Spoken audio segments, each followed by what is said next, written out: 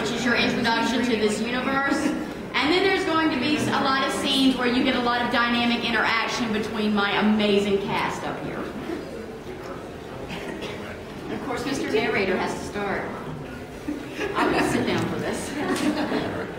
Enoch the Traveler, Chapter 1, Abridged. Violet yawned as she drove the car through the fog on her way home after a disappointing performance. It was disappointing as this was her last show as a professional dancer, and she had truly hoped Luke and Heather would show. Her sister she could forgive. Heather had a habit of sudden disappearing acts. She hadn't heard from Heather in over 6 months, but Violet still left her a ticket at every box office she performed at, in hope she would pop up again one day. Violet's smile faded as she pulled onto the dark country road.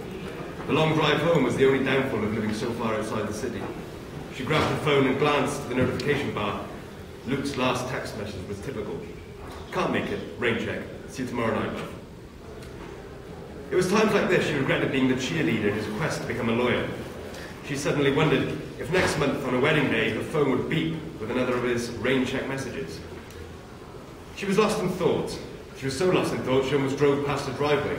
She hit the brakes and jerked the steering wheel hard to the right. She held her breath as the car struggled to make a sudden turn.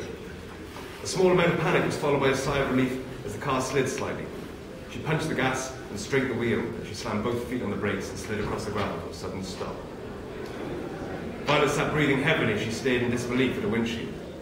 The headlights shone through the fog and revealed what she had assumed to be the carcass of a deer blocking her driveway was in fact a body. She blinked as she tried to wrap her head around who, what, why as she slammed the gear into park, grabbed the pistol from her purse, threw open the door and walked slowly towards it. Hello? Can I help you? Violet, sorry. Violet could hear a dog barking from the house as she took another step. She briefly considered getting back into the car and driving past the man lying face down on the gravel. Her frown deepened as she took another step and suddenly realized the clothes that had seemed strangely colored were in fact supposed to be solid white. What she had mistaken for pattern were a collage of rips, dirt, and blood. Are you all right? When he didn't respond, she gently turned him over and winced in disbelief at the sight of his face. His pale skin revealed various shades of purple from a pattern of bruising, and his dark hair was matted with dried blood. She glanced down to see a strange metal configuration clasped around his wrists, binding them together. His hands were bruised and bloody below them. She took a deep breath and sat back on her heels as she stared at the strange label on his shirt. It was some sort of code in character she'd never seen before. But coupled with his current state and the odd metal contraption that looked suspiciously like handcuffs, it certainly made her think he had escaped from somewhere. Fine, but the handcuffs stay on.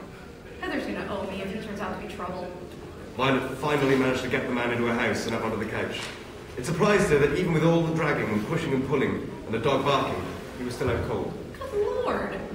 Violet placed a pistol on the table and stared down at him. His hair was matted from dried blood and his face covered in shades of purple and black. He looked unreal in the light. His clothing shimmered beneath the dirt, the fabric appearing almost otherworldly, and the etchings on the handcuffs stood out against the strange darkness of the metal. She quickly went to the kitchen to collect her first aid kit and a warm bowl of water. As she returned and began to tend to the stranger's wounds, her mastiff, Gracie, sat in a protective stance beside the couch and whined quietly. Violet placed the last bandage on his forearm and yawned as she glanced up at the clock before she settled down in the chair and looked down at Gracie. Don't let him kill me in my sleep. Chapter 12, excerpt. Would you boys like to join us? What? Oh, sure. I think that's our cue. What? Oh, and then there's Enoch's line. I believe your friends would like to discuss their concerns with you. No. James Mason. That's what I said. I've had a great morning, and unless your concerns are about lunch or dinner, I'm not interested. But fine. I'm guessing you two are hanging around for dinner again? Enoch has to leave. Annie, wait. He has to go. You want to have a meeting? Come on, Vi, you can do it. No, That's it. Okay, that's it. Sorry, I felt like it. You want to have a meeting? We can have a meeting. You and me are going to have what my mom used to call a come to Jesus meeting. Oh, what? Guy, hang on a minute. Not one more word. You are higher than a Georgia pine if you even think you can come up in here and start telling me who can or can't stay in my own house. She's not saying that. That's exactly what she's saying. Vi, you have to understand. Understand? I have to understand? Let me tell you something. Heather may have loved you to death, but I'm not her.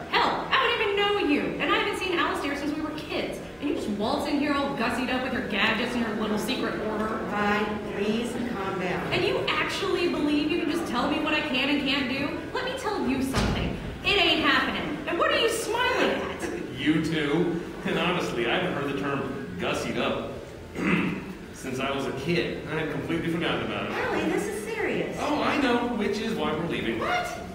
Vi's right about one thing. This conversation will go smoother if we have it over dinner. There's nothing to talk about. Well, there's plenty to talk about, but this isn't talking. Come on, Annie.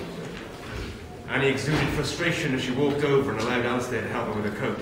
As badly as she wanted to contradict him, Annie had enough of experience. Annie patted her.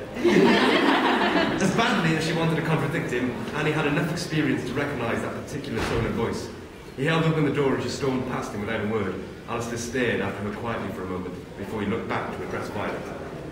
Vi, we aren't here to tell you what to do. I'm sorry you got that impression. If it's all right with you, Annie and I will bring back dinner. We can discuss how we can make this work. Sure. What the hell are you doing? Keeping you from getting us thrown out of Vi's house. That's ridiculous. She's being completely unreasonable. She's not the only one. You know I'm right. He has to leave. You're both right. I know as well as you do how dangerous this all is. It's obvious he's not leaving unless Violet asks him to leave. And you can't force her to do that, especially after all this happens. We should call the others. Maybe they can help convince her. Annie, I know you have all the best reasons, but it's time for you to stop thinking of ways to manipulate Vi into sending him away. My dad used to say that whole family had a stubborn streak the width and breadth of the Mississippi. So what are we going to do? Fix our first mistake. What mistake? The minute Heather asked us to look out for her, the moment we suspected she wasn't coming back, we should have been down here. Right now, Enoch knows her better than we do. He's only been around a couple of days. We've been knowing about this all wrong. I think wrong is a strong word. No, Vi was right. We did just show up on her doorstep and start telling her what she needed to do. Wrong is the perfect word. Annie, if we can't show Violet she can really trust us and stop pushing her, this whole situation can get really bad really quick. Right now, Violet's perfectly safe at home and no one else knows Enoch is here. We need to keep it that way. Chapter 21. Annie sighed heavily and pulled herself away from the laptop as Gracie barked once and ran to the door. Lovely Gracie. She turned around and glared as Alistair stepped through the door. Sorry I took so long. Where the hell? Hello, Annie. It's so nice to finally meet you in person. I told you I had a few things I needed to get. I'm going to go get the rest of the stuff out of the SUV. And who is this? Gracie, Vi's dog. It's nice to meet you, Gracie. You've had an interesting week, haven't you? Let's find you a treat, shall we? In the pantry on the bottom. Of course. Now, you aren't still upset that I missed your wedding, are you? Of course I am. Alistair was devastated. You should have been there. I did wish to be. It really wasn't possible. In fact, I wasn't even on World. You could have said that, and you could have told me he was coming. Better to beg forgiveness than ask permission. Can I get you something to drink, Deacon? Yes, please. Do you have tea? Sweet or hot? Hot. This is Enoch's device? Yeah, as much as I could see. He wouldn't let me take it apart. I bet not. I've never seen anything like it. It's fantastic. Did Allie fill you in? Yes. Gracie, can you please get me that note? How do you do that? Wow, she is one smart dog. Gracie is smart, but she's still a normal dog. That dog is not normal. There was a time when all animals understood mankind. You're talking about Eve, right? How does that explain Gracie? The language of the Angelus, the language of the Creator. It's understood by all creatures throughout creation. It was the first language man spoke before knowledge was erased. Tower of Babel. Yes. All you're seeing is what happens when an animal actually understands what you're saying to them. That doesn't make any sense. I speak Angelus. In fact, I'm speaking it right now. You wouldn't be able to tell that, as your brain automatically translates the sound of the language into English. That's how Gracie seemed to know what was going on with Vi and Enoch. Enoch must have been speaking Angelus. Enoch must have been speaking Angelus as well. How did you learn it? A friend taught me. I'll let Allie fill you in on all that later. Right now, we have more pressing matters. Agreed. What are you thinking? It does seem that Enoch's plans to bring Violet back, despite what she thinks. I haven't seen Vi since she was a child, but I do remember her having the same stubborn streak that Heather has in spades. And from what you've told me so far, that hasn't changed. I think you're right. Attempting to build a replica of Enoch's device may be a good backup plan in case they don't return soon. We don't have the capability here to duplicate the bioelectric functions, but I think we can manage to come up with some sort of alternate power source. Annie? Yeah? Have you figured out the sequence of the coordinates on the device yet? Hardly. Half of the symbols Enoch used I don't even recognize, and the ones I do have no sense of. Okay, I may be able to help with that. I just want to go on record and say that I think this is a bad idea. That device messes with atomic structure and connects parallel universes and alternate dimensions. Do you have any idea of how wrong even attempting to make it work you get? Allie?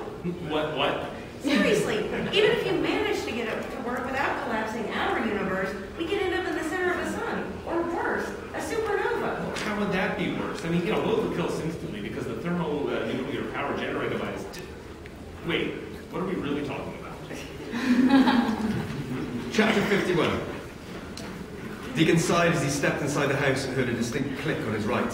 He shut the door and turned to see Melody smiling back at him, her pistol still leveled at his head. It's me, Mels. And that makes a difference? It's good to see you. Turn to bed. Hey, is that Deacon? Yeah? Don't think you're getting off that easy. You know me. I know. I'm sorry. I know playing bodyguard bores you. Bodyguards? I'm a babysitter. Hey, how's Vi? Recovering. The pneumonia is completely gone, and there's no traces of the immune suppressant left in her system. Dr. Novotny wanted to keep her for a few more days, but Annie's bringing her home tonight. So it was him. Yeah, it was. See? Does Vi know?